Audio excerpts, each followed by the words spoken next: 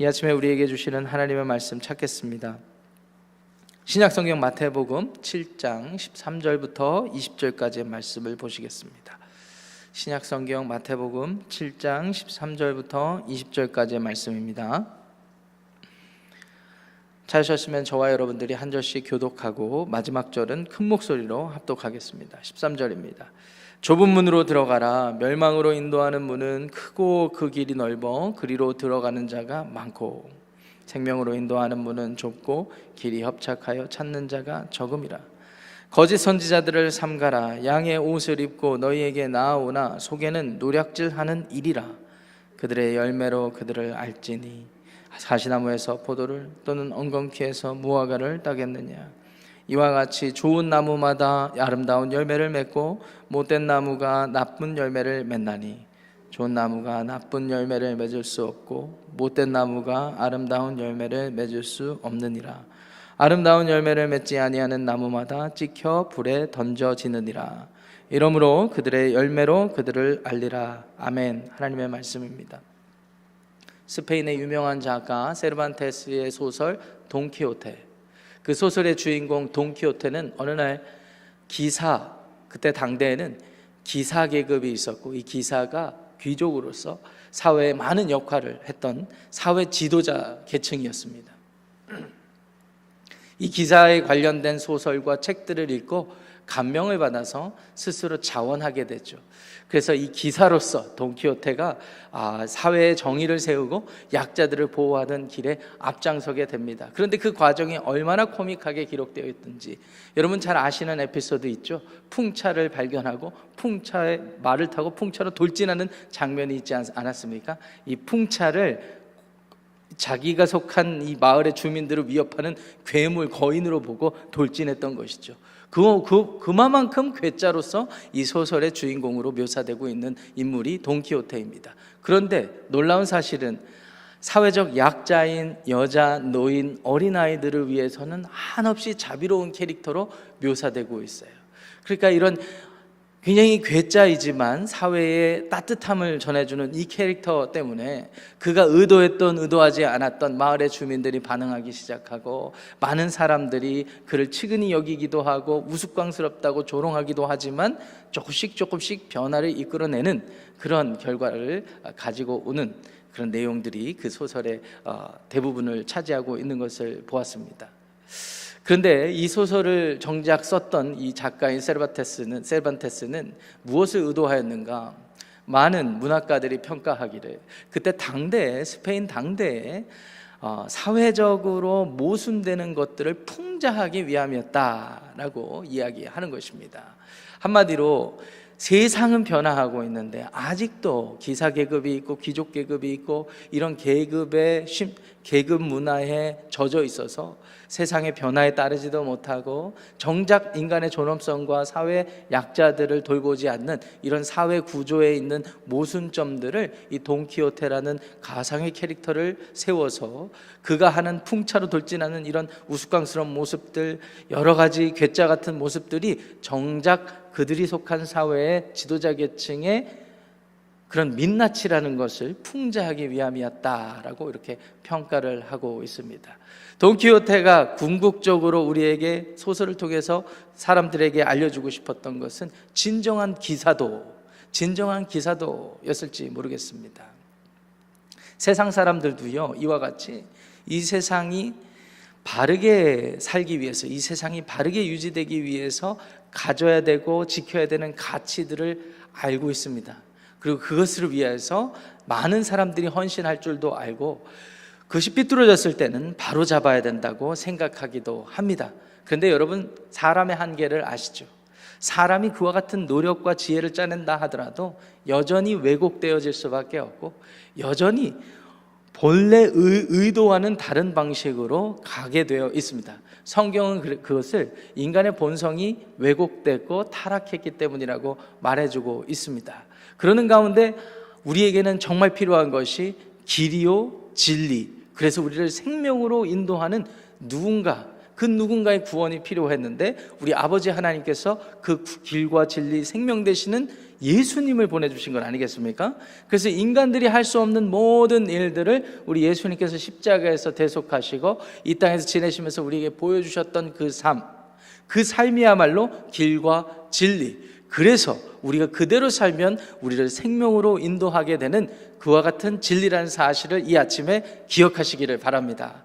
그 주님께서 오늘 본문 말씀 보시면은요, 멸망으로 인도하는 문이 있다고 이야기를 하시고 생명으로 인도하는 문이 있다고 13절 14절에 이어서 말씀하고 계십니다. 그리고 그 문을 비유로 좁은 문과 크고 넓은 문으로 비유하고 계십니다. 이 말씀의 의미는 무엇입니까? 5장부터 시작된 이 산상수훈의 이 메시지의 대상은 당대의 유대인으로서 오랫동안 살았지만 예수님을 메시아로 인정하고 예수님이 하나님의 아들이시고 그리스도이시라는 사실을 인정하고 따르기로 작정한 제자들에게 주어진 하나님 나라의 복음이에요. 이제부터 당신들이 내 말에 따르고 나와 같이 살기 원한다면 이와 같이 살아야 된다. 세상 속에서도 이렇게 살아야 된다라고 교훈을 하시고 계신 거예요. 5장, 6장, 7장 이 모든 산상수훈의 메시지가 대상이 그들인 거예요. 그런데 그들이 이 세상을 살아가려다 보니까 세상에서 발견되는 많은 모순점들이 있습니다. 그로 인해서 자기도 고민에 빠지게 되고 어떤 때는 외롭게 느낄 때도 있고 고독하게 느낄 때도 있습니다. 주님께서는 그와 같은 것을 다 알고 계셨어요. 그래서 분명히 구분해 주고 계십니다. 이 세상에서 하나님의 자녀, 흑암에서 구원받아서 빛의 자녀로 살게 된 나를 따르는 그리스도의 제자로서 살게 되다 보면 여러 가지 시험에 들고 여러 가지 고민되는 때가 있다. 세상이 그와 같이 악하기 때문이다 라고 얘기를 하시면서 그래도 멸망으로 인도하는 그 길로 가지 말고 생명으로 인도하는 문을 통해 나를 따르라 라는 메시지를 던지고 계신 겁니다. 그런데 왜 예수님께서는 좁은 문이라고 표현하고 계실까요? 왜냐하면 우리가 익숙한 삶의 양식과 문화, 그리고 우리가 발붙이고 살아가는 이 사회의 문화와 양식, 그리고 이 사회의 구조는 하나님 나라와는 적대적이거든요. 하나님 나라와 반대되는 모습을 보이고 있거든요. 그러니까 얼마나 모순이에요. 우리 삶 자체가 얼마나 모순입니까? 그럼에도 감사한 것은 이와 같은 하나님을 대적하는 곳에서 우리를 건지셔서 하나님의 구원의 계획을 계속해서 인도해 가시겠다고 약속해 주셨으니까 우리가 그 약속 붙잡고 믿고 우리 예수님을 따라가는 것 아니겠습니까? 그런데 그 길이 쉽지가 않아요. 사람들은 우리를 보고 손가락질하고 우스꽝스럽다고 괴짜 같다고 조롱할지도 모르겠습니다. 그래서 우리가 그것 때문에 고민되고 외롭다고 느끼고 괴롭다고 느낄지 모르겠어요. 그런데 주님께서는 우리에게 분명히 말씀하고 계세요. 세상 사람들을 거역하는, 나 때문에 하나님 나라의 진리를 알게 되었기 때문에 거역하는 자들, 그래서 때로는 외롭고 고독하다고 느낀다 하더라도 그 길은 생명으로 인도하는 길이라는 것을 기억해라. 나아가서 오히려 자원에서 등 떠밀려서 가는 것이 아니라 오히려 자원에서 우리 주님처럼 하나님이 원하시는 삶을 좁은 문으로 들어가는 자원하는 마음으로 살라고 13절 14절에서 교훈하고 계신 것입니다. 그런 삶을 살다 보면은요, 얼핏 보면 우리 딴에는 내가 하나님의 자녀로서 의롭고 거룩하게 산다, 나는 예수님처럼 산다 라고 생각하고 그것 때문에 세상과 구별되는 삶을 산다고 생각할 수 있지만, 자신만만하게 느끼고 살아갈 수 있지만 꼭 그렇지는 않더라고요. 내가 예수님 안에서 거룩한 삶, 의로운 삶을 이루려고 예수님 당대의 바리새인들보다 더 율법을, 말씀을 묵상하고 그 말씀대로 살려고 한다 하지만 세상 사람들의 눈에는요, 여러 사람들의 도덕적인 사람들의 도덕적으로 높이 평가하는 사람 중에 한 모습일 수밖에 없어요. 세상 사람들의 입장에서는 말이죠. 믿는 사람들 안에서도 그렇습니다. 여러분, 우리 사람들 안에서 이 사람이 정말 좁은 문으로 가고 있는지, 생명으로 인도하는 문으로 가고 있는지 우리가 어떻게 알아요? 예수님을 입술로 고백했다고 하더라도 그 사람 마음에 참 신앙이 있는지 어떻게 합니까? 오늘 15절부터 20절까지 말씀에서 예수님이 그것을 알 수 있는 기준을 분명히 말씀해 주고 계세요. 여기서 등장하는 표현으로 하면 열매, 이 열매를 통하여 라고 말씀하고 계십니다. 15절 말씀 보시면 거짓 선지자들을 삼가라고 얘기를 하시죠. 이 거짓 선지자들이 누구라고 생각하십니까? 이때 당시 예수님을 따르려는 사람들, 예수님이 복음을 증거하려고 하는데 예수님의 복음 증거를 막고 핍박하는 사람들이 많이 있었어요. 아이러니하게도 하나님의 뜻에 거룩하게 순종한다고 하는 바리새인을 비롯한 여러 종교 지도자 계층들이었습니다. 이들은 사회 지도자 계층이었어요. 유대 문화에서. 그래서 그들의 말에는 권위가 있었습니다. 실로 그들의 삶 자체도 세상과 구별되는 거룩하고 순결한 삶으로 보였어요. 그래서 예수님의 말씀을 듣고 마음을 열려는 사람들, 그래서 생명으로 인도받으려고 하는 사람들을 끝까지 끄집어서 그 길을 못 가게 했던 사람들이 이 사회 지도자 계층이었습니다. 사람들이 고민할 수밖에 없었습니다. 예수님의 말씀은 정말 진리 같고 그 말씀에 따라야 할 것 같은데 사회 지도자 계층이 말을 하는 거예요. 그렇게 하지 말라고. 권위 있는 말로 사람들을 그렇게 못하게 했던 거예요. 예수님은 거짓 선지자라고 평가하십니다. 실제로는 하나님의 뜻을 따른다고 얘기를 하지만 그 겉모습만 그렇지 마음은 뭐라고 그랬어요? 노략질하는 일이라. 자신들이 원하는 삶의 방향으로 생명으로 이끌려는 것이 아니라 멸망의 방향으로 이끌려는 의도를 갖고 있는 이리 같은 자들이다. 이렇게 말씀을 하시면서 16절에 열매를 봐라 이렇게 얘기하셨잖아요. 열매. 우리가 이 본문을 오해하면 안 되는 것이 우리 주님께서 열매를 기준으로 주시면서 열매가 있으면 이 사람은 하나님 나라 백성, 생명으로 인도하는 선지자, 열매가 없으면 거짓 선지자 이렇게 말씀하신 게 아니에요. 열매가 다 있어요. 사람마다. 예수를 믿지 않는 사람도 도덕적인 가치를 지키고 다른 모든 사람들보다 윤리적인 삶, 그래서 존경받는 사람들이 얼마나 많은지 모릅니다. 여러 세상에 존재하는 종교들 안에서도요, 사람들이 높게 여기는 사람들이 많아요. 다 열매가 있습니다. 그런데 그 열매들 중에 아름다운 열매가 있고 썩어질 열매가 있다라는 거예요. 16절 말씀 보시면 가시나무에서 포도를, 엉겅퀴 해서 무화과를 따겠느냐라고 물으시면서 17절에 좋은 나무보다 아름다운 열매를 맺는다. 좋은 나무마다 아름다운 열매를 맺는다. 이어서 못된 나무가 나쁜 열매를 맺는다. 여기 나쁜 열매다라는 말은 썩는 열매, 썩어질 열매, 없어질 열매. 그러니까 여기서 중요한 것은 분명히 열매가 있다라는 거예요. 여러분, 사람이 어떤 가치를 정하고 내가 그 같은 삶을 살겠다라고 의지를 가지면 다 열매가 있어요. 다 열매가 있어요. 그런데 중요한 것은 그게 주님 표현대로 하면 아름다운 열매이냐, 썩어질 열매이냐, 그거의 차이인 거예요. 당대의 종교 지도자들 하나님의 뜻을 높이고 거룩한 삶, 정결한 삶, 이런 삶을 내세운다 하더라도, 실제로 그런 삶이 우리들 눈앞에 보여진다 하더라도, 그래서 세상과 구별된다 하더라도 우리 주님이 그 안에 없으면 썩어지는 겁니다. 썩어지는 거예요. 그리고 자신이 의도하지 않았던 사람들을 자꾸 이상한 방향으로, 멸망의 방향으로 인도하는 겁니다. 그래서 예수님께서 바르게 분별하라는 거예요. 좋은 나무마다, 18절입니다, 나쁜 열매를 맺을 수 없고 못된 나무가 아름다운 열매를 맺을 수 없다. 아름다운 열매를 맺지 않은 나무마다 찍혀 불에 던져지느니라. 그래서 20절에 이러므로 그들의 열매로 그들을 알리라. 어떤 열매를 맺혔는가? 어떤 열매를 맺혔는가? 자, 이것이 저와 여러분들이 봉독한 주님의 말씀이었습니다. 우리가 여기서 많은 것을 좀 생각을 해봐야 됩니다. 예수님이 의도하셨던 아름다운 열매는 무엇이란 말입니까? 분명히 우리가 착각하면 안 됩니다. 종교 지도자들, 예수님을 따르지 않았던 사람들도 그 삶에 열매가 있어요.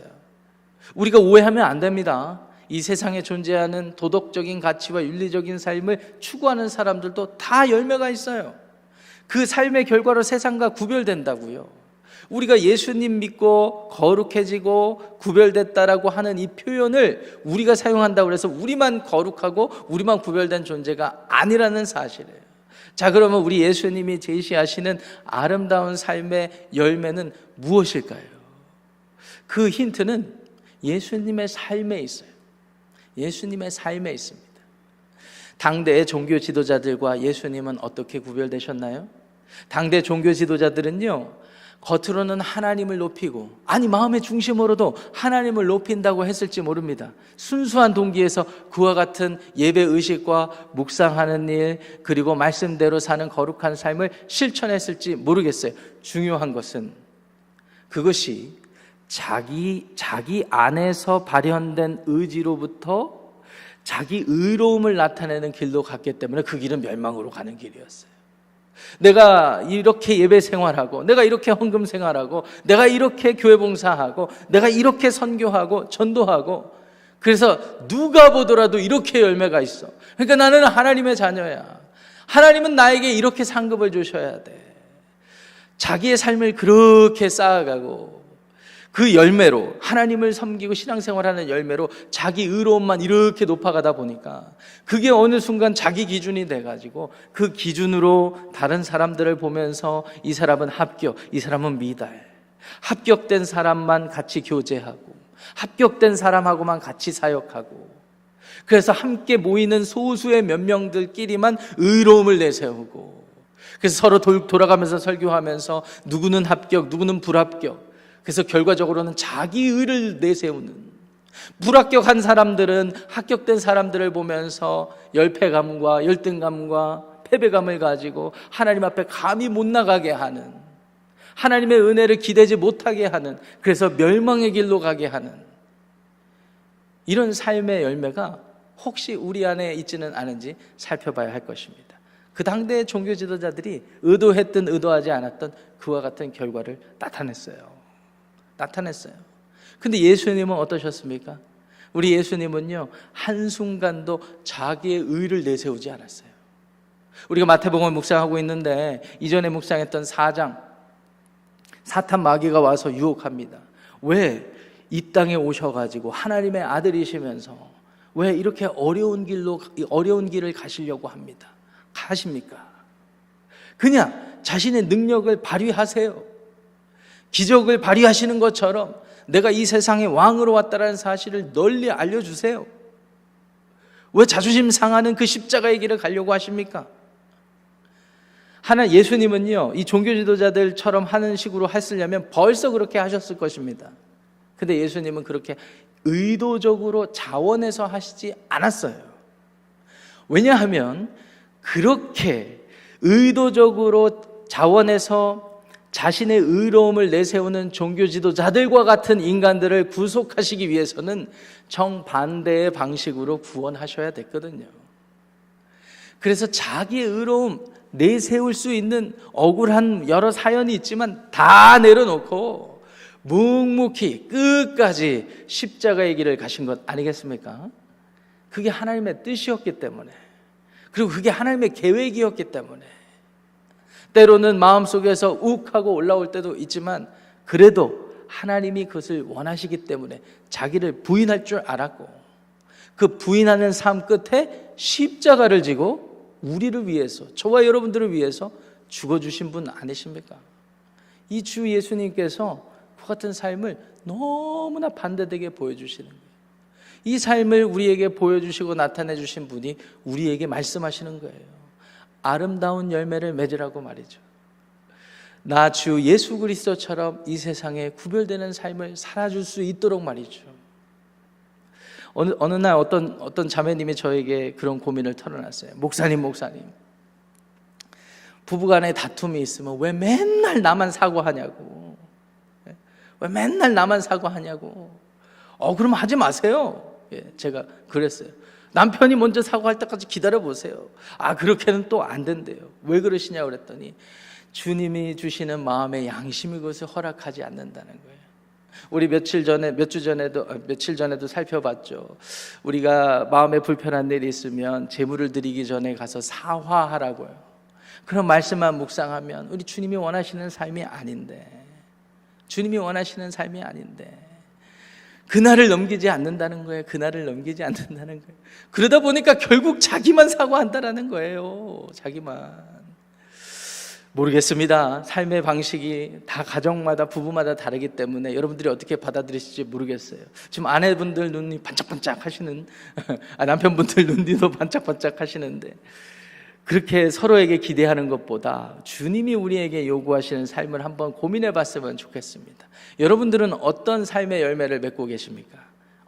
난 신앙생활 열심히 하지, 교회에서 이렇게도 열심히 봉사하고 하니까 나는 의로운 존재야, 이렇게 열매를 내세우고 자신의 의로움을 앞세우십니까? 아니면 우리 내면에서부터 우리 예수님이 보여주셨던 그런 삶, 자기를 부인하고 하나님의 뜻에 모든 것을 순복하는 그런 겸손하고 순종하는 삶을 살고 있는지, 그 결과가 어떻게 열매로 맺어지고 있는지 여러분들 한번 돌아보셨으면 좋겠습니다. 세르반테스의 소설 돈키호테 주인공 돈키호테는 그 기사도의 감명을 받아서 진정한 기사도를 앞세우려고 이상한 삶을 살다가 우울증에 걸려버렸습니다. 그런데 우리 주 예수님을 따르는, 예수님처럼 살길 원하는 사람들은요, 우울증도 없어요. 왜 그렇습니까? 생명으로 인도하는 길을 가다 보면 아름다운 열매들이 우리를 기쁘게 하고 만족시켜 주시거든요. 그 역시 우리가 맺는 열매는 아니겠죠. 사랑하는 지구촌교회 교우 여러분, 성도 여러분, 오늘 여러분들의 삶 속에 예수님의 제자의 도가 분명히 드러나기를 원합니다. 할렐루야. 그 결과로 아름다운 열매가 풍성히 맺혀서 여러분들의 가족들이 여러분들을 통하여서 우리 주님을 알게 되고, 여러분들의 이웃들이 여러분들의 삶의 말과 행위를 통해서 하나님을 예배하게 되는 그와 같은 삶이 되시기를 축복합니다. 기도하겠습니다. 하나님, 멸망으로 인도하는 문으로 가기는 쉽지만 생명으로 인도하는 문으로 가기가 왜 이렇게 어려운지 모르겠습니다. 우리가 사는 이 세상에 존재하는 많은 어려움들이 우리를 그렇게 생각하게 하는 것 같습니다. 주님, 좁은 문으로 자원해서 가기를 원합니다. 우리 주님께서 보여주셨던 삶을 따르기를 원합니다. 제자의 삶을 우리의 삶 가운데 고스란히 담고 아름다운 열매 맺는 삶이 되게 하옵소서. 우리 주변에 많은 존재하는 사람들 우리가 돌보고 우리 예수님처럼 그들을 섬기기를 원합니다. 복음 증거하는 입술이 되길 원하고 섬기는 삶이 되길 원합니다. 우리 가족들과의 관계에서, 이웃들과의 관계에서, 우리 교우들과의 관계에서 이 세상 살아가면서 하나님 나라 분명한 뜻을 우리가 발견했사오니 성령께서 지혜 주시는 대로, 인도하시는 대로 순종하며 한 걸음 한 걸음 나아갈 수 있는 우리 지구촌교회 모든 교우들 되게 하여 주시옵소서. 예수님의 이름으로 축복하며 기도합니다. 아멘. 하늘에 계신 우리 아버지여, 이름이 거룩히 여김을 받으시오며 나라가 임하시오며 뜻이 하늘에서 이루어진 것과 같이 땅에서도 이루어지이다. 오늘 우리에게 일용할 양식을 주시옵고 우리가 우리에게 죄 지은 자를 사하여 준 것 같이 우리 죄를 사하여 주시옵고 우리를 시험에 들게 하지 마시옵고 다만 악에서 구하시옵소서. 나라와 권세와 영광이 아버지께 영원히 싸움나이다. 아멘. 예배를 마쳤습니다. 각자 기도하고 돌아가겠습니다.